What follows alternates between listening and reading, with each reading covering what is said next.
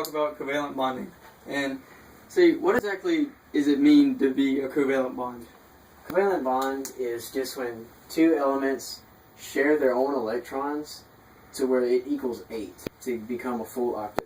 Alright, so what exactly does it mean to have a full octet?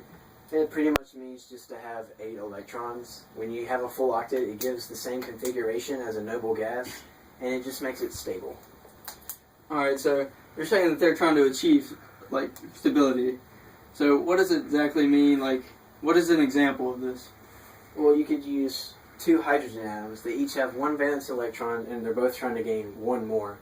So instead of one giving their only electron to the other, they can combine together to where they both become stable.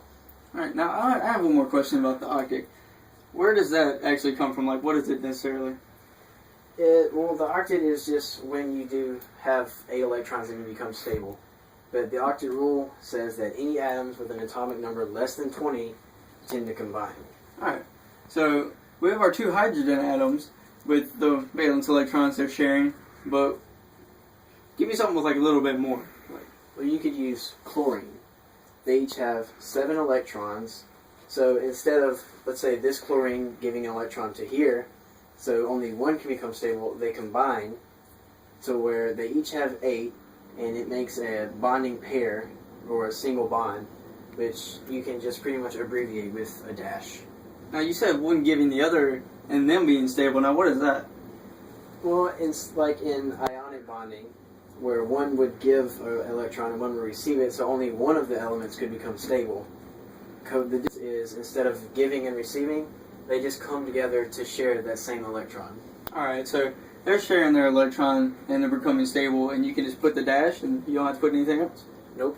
Alright, so if that's how you share one pair of electrons, what happens if you have more than one pair of electrons? It's basically the same thing. It's the same thing as here. These two combine. For oxygen, they each have 6, so this single electron pair would combine, and same with these. And to draw it like this, you would just do the same thing to where each has 8.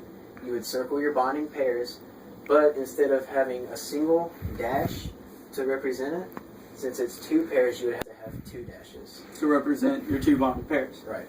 Alright, so is that what this is saying right here when you say you have 6 valence electrons and then your 2 shared pairs of electrons, it gives you your full octet? Right, so you have the 6 original valence electrons plus the 2 that they share, and it gives it the 8 electrons, which makes it a full octet, which also makes it stable. Now you said the noble gases are stable, so are they stable just originally, or did they have to do something to become stable like this? The noble gases are already stable, and that's just why they're trying to become, that's why they want the same configuration as a noble gas to become stable, because if they are stable, they don't have to give up an electron, they don't have to get another electron, they are done, they're already stable. So they don't even have to share electrons? No. Okay.